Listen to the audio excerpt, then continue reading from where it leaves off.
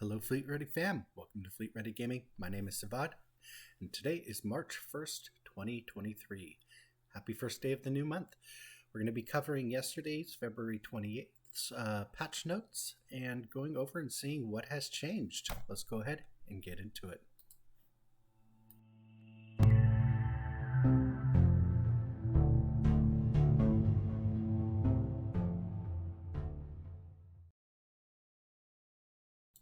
All right. So, this patch came out at 11:25 a.m. Seems like that's the time CIG likes to try to get patches out, because I believe Monday's patch came out at that same time. But let us go over and see what we got. So, for known issues, we have a UI quantum travel bug saying markers will randomly disappear after quantum travel with no route set. Player characters and vendors. Players cannot open inventory in vicinity to food vendors. For bed logout, the Avenger Titan, the player character is spawned into the wall of the ship on login. Multi-vehicle, Stanton vehicles animations. No animation for entering pilot seat. Player will snap into the seat.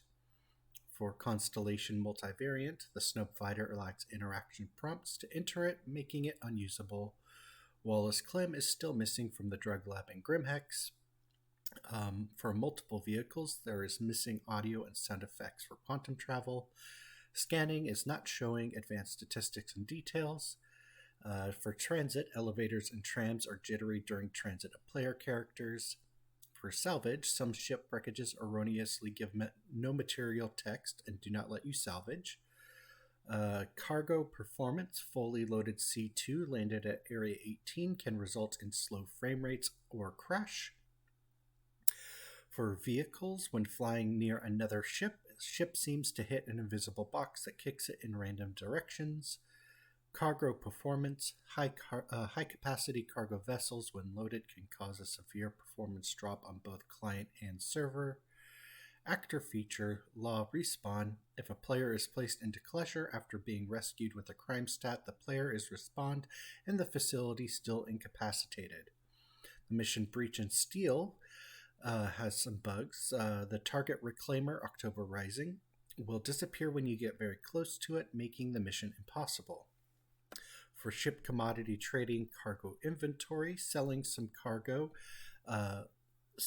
of the cargo while the vehicle is stored causes the cargo to show at max inventory capacity. Meanwhile, selling commodity kiosks for cargo, large amounts of cargo sold at once will cause the transaction to fail. The cargo will still be taken and no money will be granted. Law and criminality, commodities cargo. Stolen cargo does not behave as such and can be sold as legal cargo if the ship with the cargo is stored. Ship cockpit actor animations, occasionally unable to exit ship seats. Location transit elevators, players can fall through elevators. Rest stop R&R, the player is unable to call elevators from hangar interiors. And lastly, multiple locations ASOP terminal. When storing a ship, the ASOP terminal will set the status to claim instead of retrieve. Alright, so looks maybe one or two new ones. We still had one from yesterday's or Monday's patch as well. But let's take a look at the fixes. Fixed. Shuttles, trains, and trams. Players are falling through sometimes disappearing trams and shuttles to their deaths. Definitely a good one. I've had this happen a number of times. I've had some trams get derailed and fall through the planet to my death. Never fun. Glad to see that's being worked on and getting addressed. Fixed. Trading cargo commodity kiosk. Cargo is invisible in multiple ships after being purchased. Definitely good. Never fun buying some stuff and then getting to your ship and questioning if it's actually there or not, And finally, fixed missions, NPC combat assist service beacons, combat assistance, combat service beacon progress rating inconsistent on missions.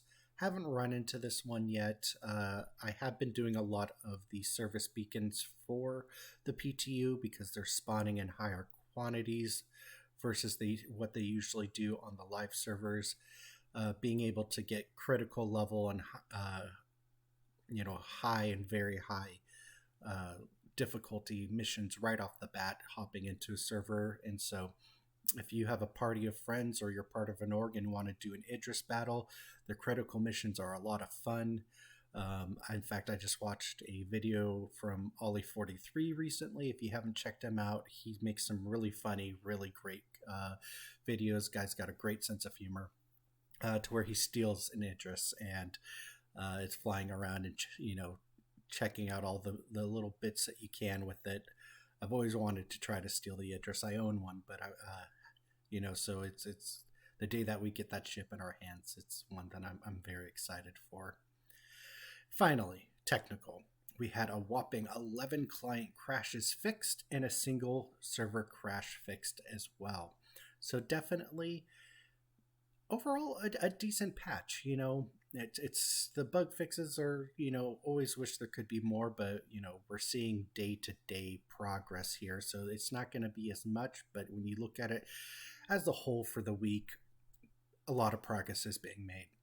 And especially with the amount of crashes that they've been tackling for both the client and servers has been phenomenal. So, applause for CIG for keeping with it. With that being said, we're going to go ahead and end the video here. If you liked the content we provided here today, please give the video a thumbs up. It helps us out, lets people know we're out there. And if you haven't already, consider subscribing. We're looking to grow our channel to 100 members by the end of the year, currently sitting at 65. And we also have a giveaway contest going on for the people who are subscribed to our channel. All you have to do is like one of our videos, be subscribed, and leave a comment following with the hashtag FleetReadyGift. And you will be entered to win a prize, which is a LTI ship. Click in the top right corner here to find out more about the prize and what it is. But yeah, I hope you guys enjoyed the content, and we'll see you in the next video here soon. Peace.